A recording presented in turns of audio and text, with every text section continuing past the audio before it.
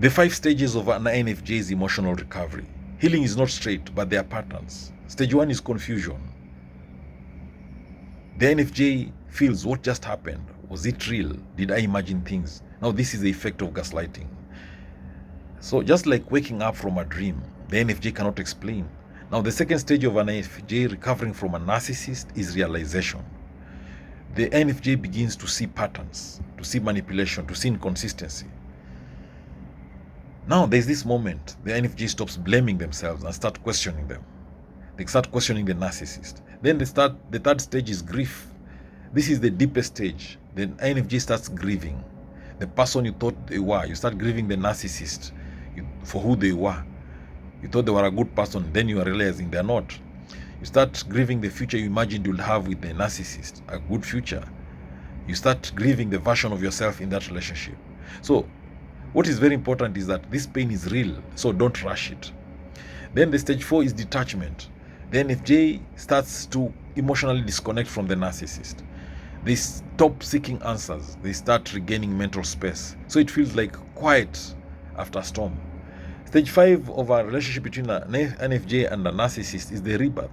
You return but different. Stronger boundaries, clearer thinking, deeper self-awareness. You don't just heal, you evolve. Now, how do you rebuild confidence and identity? Now this is where the INFJ takes their power back, step by step. Reconnect with your reality. After manipulation, your sense of truth is shaken. So practice writing things down. What happened? What you felt? What was said? Now this grounds you again. Start making small decisions. Narcissistic relationships weaken your confidence. Rebuild it by choosing what to eat, choosing where to go, choosing what you want. Small choices rebuild inner trust. Reclaim your voice. Speak even in small ways. Say, I don't like that. I prefer this. Your voice is a muscle. Use it.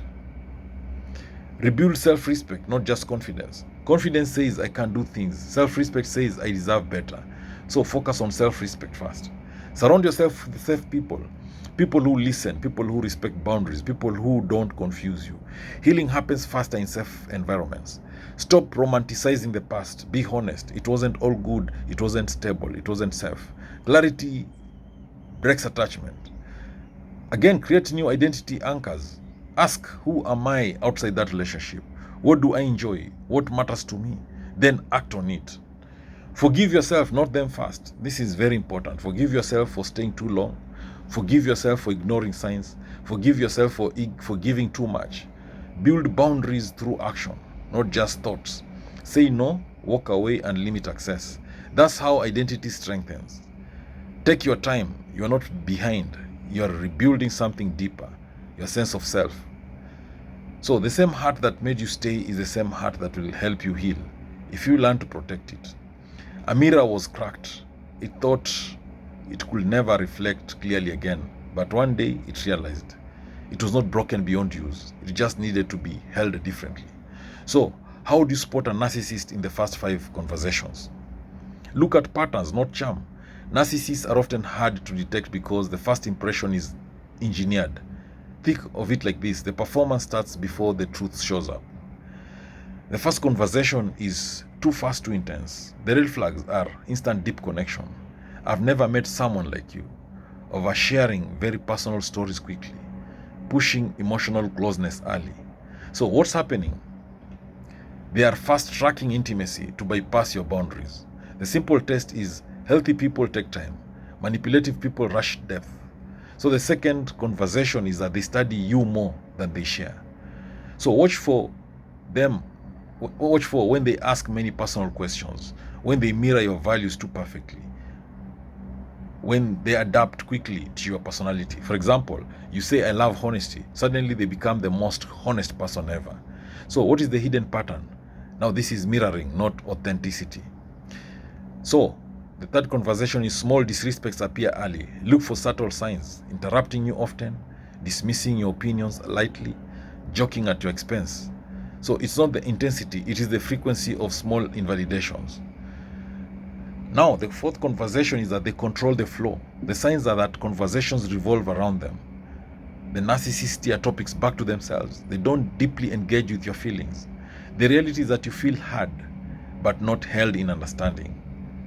Conversation 5 is how they handle disagreement, how the narcissists handle disagreement. This is the most important test.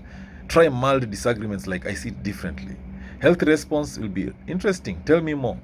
But narcissistic response will be defensiveness, irritation, subtle contempt, and turning it into your fault. So what is the golden rule? Watch how the narcissist reacts when they are not admired. That is the real person. Now, daily healing routines for INFJs. What are these daily healing routines for INFJs? To rebuild emotional stability and inner clarity, the INFJ, they don't just recover, they realign. So, the morning route, ground your inner world. Silent start, that is 5 to 10 minutes. No phone, no noise. Just ask, how do I feel today? What do I need? Then there's the reality check statement. Say, my feelings are valid. My perception is real. This rebuilds trust in yourself. Then there's the one intent for the day. Example, today I protect my energy. Today I choose clarity over confusion. So INFJs absorb emotions easily. That is the energy reset. So step away from stimulation. Breathe slowly. 1 to 3 minutes. Ask, is this mine or someone else's emotion? So the simple grounding is touch something solid, drink water slowly, and walk quietly. So evening routine is the emotional unloading. Reflection, write or think. What drained me today? What felt good? Did I ignore any boundary? So the emotional release is journaling, quiet music, crying if needed, important, but it's not weakness. So what is the closure statement here? You'll say, I release what is not mine to carry. So the weekly routine is reconnect with self, nature walk, deep solitude time, creative expression, that is writing, art, music, no emotional chaos environments. How do you build boundaries without guilt? Now this is where INFJs struggle most. Redefine what boundaries are. A boundary is not rejection, cruelty, or selfishness. A boundary is, this is how I stay healthy in relationships. Separate feeling from fact. You may feel guilty, but ask, did I do something wrong, or did I simply protect myself? Guilt does not mean wrong. So start small, don't go from zero to hard boundaries. Practice saying no to small requests, delaying responses, and not over-explaining. Use short phrases, no over-explanation. For example, you can say, I can't. That doesn't work for me. I'm not available for that. What is important is that the more you explain, the more they negotiate.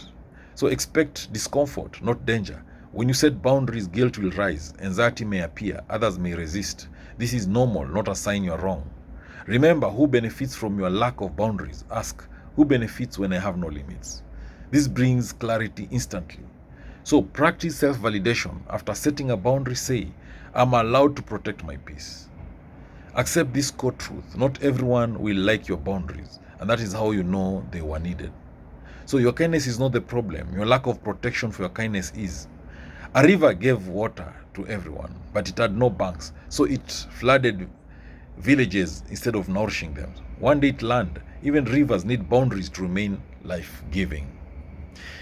Thank you for watching this video. I hope you've learned a thing or two. Please make sure you subscribe to my YouTube channel if you've not done so. Thank you.